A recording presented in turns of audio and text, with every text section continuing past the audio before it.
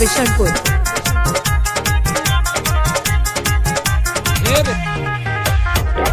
तोरे बहिनिया से होई गेलो प्यार रे, हक दुश्मनी बनी जैभी रिश्तेदार रे,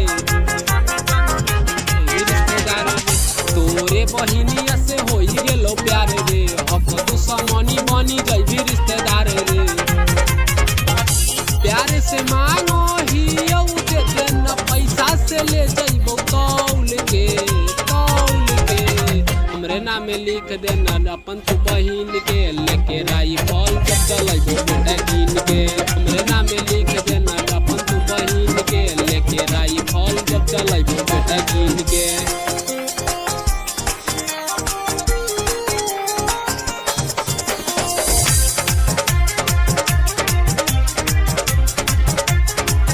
रे रानी बना के रखबौ, राज करतौ तोर दीदी रे। जेके पकूद हाली हो अंगत से सीधी रे, अंगत से सीधी रे। रानी बना के रखबौ, राज करतौ तोर दीदी रे। जेके पकूद हाली हो अंगत से सीधी रे। कुछो न कर पैतो डुमरा के थाना, या ले जइबो हाथ में से छीन के। हमरे नाम में लिख देना अपन तू बहिन के, लेके राइफल जब चलइबो बेटा गिन के। हमरे नाम में लिख देना अपन तू बहिन के, लेके राइफल जब चलइबो बेटा गिन के।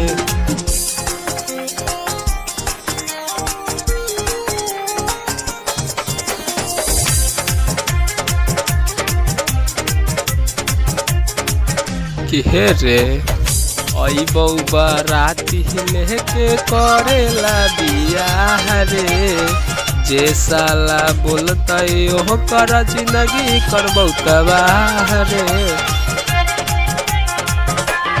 हे रे अइबौ बाराती लेके करेला बियाह रे। जे साला बोलतै ओहो कर जिंदगी करबौ तबाह रे। अंगत प्रेमी से करवा दे शादी, न तले जैतो हाथ में से छीन के। हमरे नाम में लिख देना अपन तू बहिन के, लेके राइफल जब चलइबो बेटा गिन के। हमरे नाम में लिख देना अपन तू बहिन के, लेके राइफल जब चलइबो बेटा गिन के। पागल अंगद प्रेमी।